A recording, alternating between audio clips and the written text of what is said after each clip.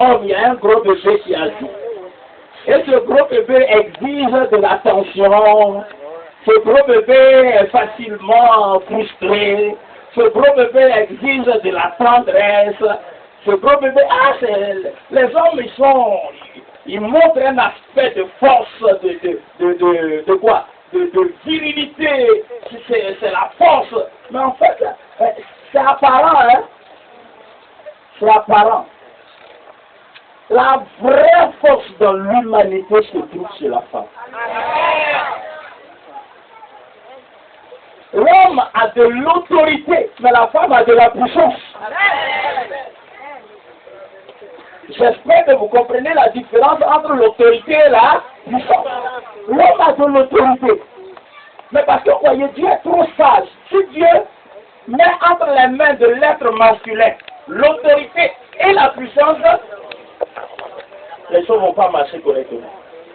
Donc, Dieu, dans sa sagesse, a donné l'autorité à l'homme et à la femme. Dieu a donné la puissance.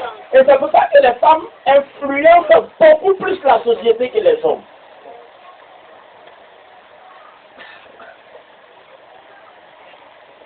Je disais que les femmes influencent beaucoup plus la société que les hommes. Amen. Amen. Regardez. Quand vous mettez pied dans une maison, hein, dans un foyer, dans une maison, l'atmosphère que vous rencontrez dans le foyer, c'est l'atmosphère de la femme. Amen. Vous me comprenez? Amen. C'est-à-dire, si la femme est propre, la maison est propre. Même si l'homme n'est pas propre. Si l'homme est méchant, que la femme est douce, vous rentrez, vous rencontrerez quoi?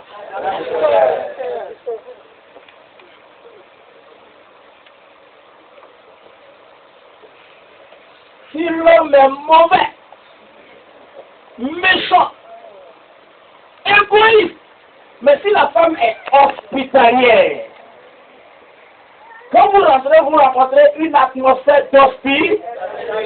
Je suis en train de dire que l'homme est le chef, mais c'est la femme qui donne le ton.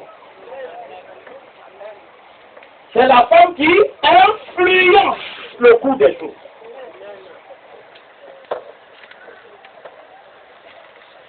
L'homme peut être bon, mais si la femme est mauvaise, quand vous mettez pied, vous rencontrez quoi?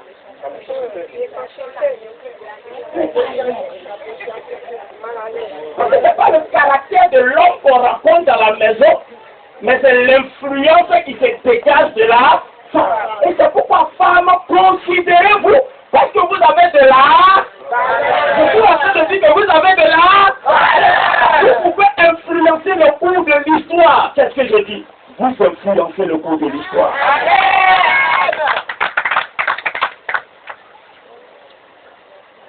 Je suis en train de parler aux femmes.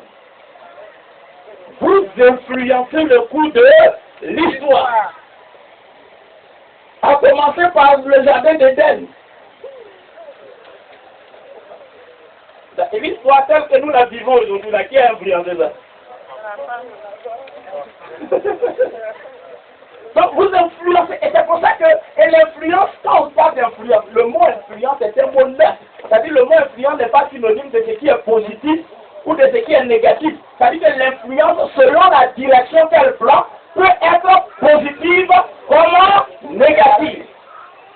Donc dans les deux cas, c'est vrai parce que la femme est créée avec de l'influence. La femme a de l'influence. Quand une femme est consciente de ça, là, quand elle marche comme ça, là, c'est de l'influence qui se dégage d'elle.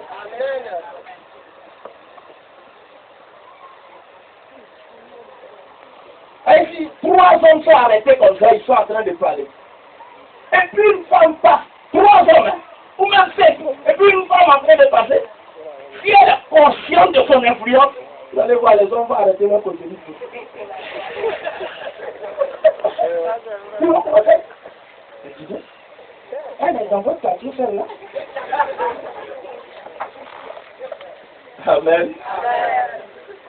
Alors aujourd'hui, après tout ce que nous avons dit, depuis la rencontre des femmes, même le dimanche passé, et même le mercredi, puisque le mercredi nous avons parlé de la joie comme expression d'une des qualités de l'amour. Ça aussi, on a fait allusion un peu aux femmes. Amen. Amen. Alors aujourd'hui, nous allons parler de la révélation de la valeur de la femme. Donc, Rebecca ou la révélation de la valeur de la femme. Prenons Genèse.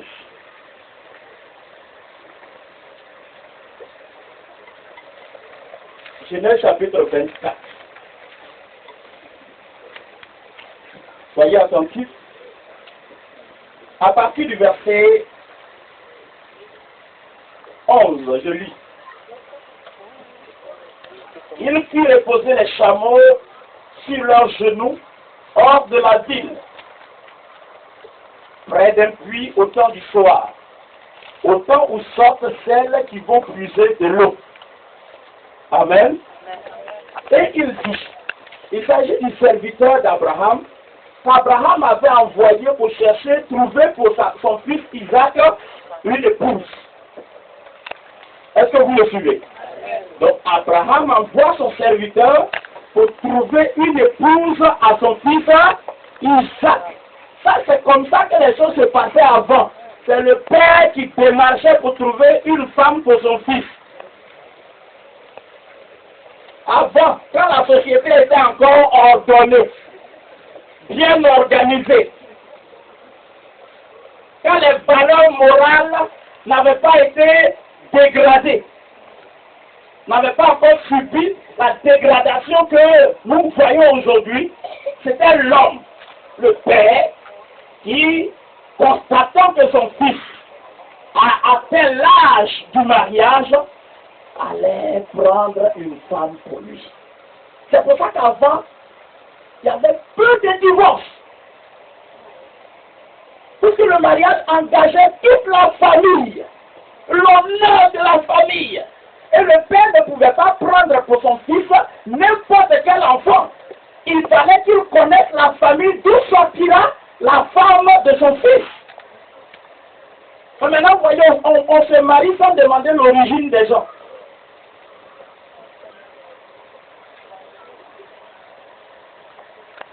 On dit femme, c'est femme.